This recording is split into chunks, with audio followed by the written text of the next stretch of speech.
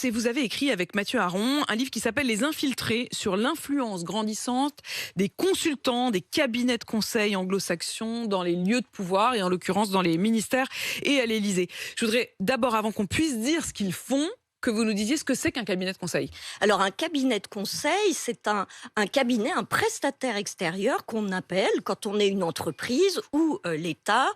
Au départ, c'est plutôt pour une compétence extérieure. J'ai un problème ou j'ai un point très spécifique d'informatique ou j'ai quelque chose que je n'arrive pas à résoudre. Venez de moi en mission, un peu commando, décortiquer mon problème, rendre votre rapport et puis vous repartez et normalement, mon problème est résolu. Et c'est à hauteur de combien que ça a été sollicité? Le Sénat rend un rapport depuis hier. Ce rapport, il fait état d'1 milliard d'euros versés à ces cabinets de conseil, principalement anglo-saxons, en 2021, versés par l'Élysée, les ministères et les agences publiques.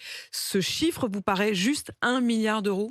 Ah oui, c'est juste, de toute manière, les chiffres qu'ont eu le Sénat, ils ont eu le chiffre à Bercy, donc c'est vraiment quelque chose qui est documenté. 1 milliard d'euros, c'est d'abord une somme colossale, et surtout c'est une somme qui a doublé sur le quinquennat d'Emmanuel Macron. Et ça, c'est vraiment très symptomatique et très révélateur d'un système qui était jusque-là, un écosystème, je dirais, qui était jusque-là caché. Nous, dans notre livre avec Mathieu Aron, on part sur une estimation 1,5 milliard, 2 milliards, 2,5 milliards.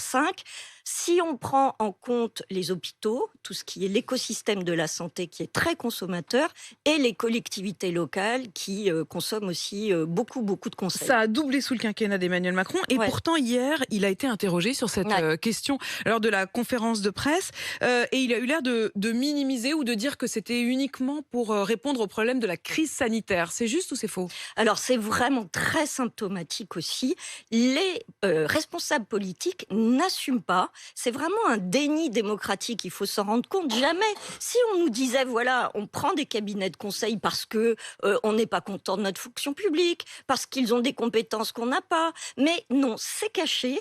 Et encore une fois, Emmanuel Macron, non seulement il minimise, mais il répond quelque chose, désolé de le dire comme ça, qui n'est pas vrai. Il dit, en 2021, ça a augmenté à cause de la crise sanitaire.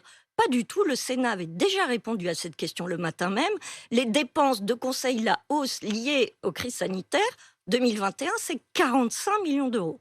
Ça n'a rien à voir avec le milliard et le doublement, donc 500 millions en Donc plus. le président ment.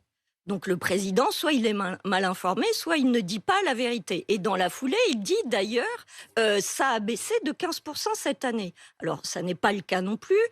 En effet, le gouvernement de Jean Castex a passé une circulaire fin décembre, début janvier, juste avant la publication de notre livre et juste avant ce Un peu en rapport panique? du Sénat, dans une forme de fébrilité.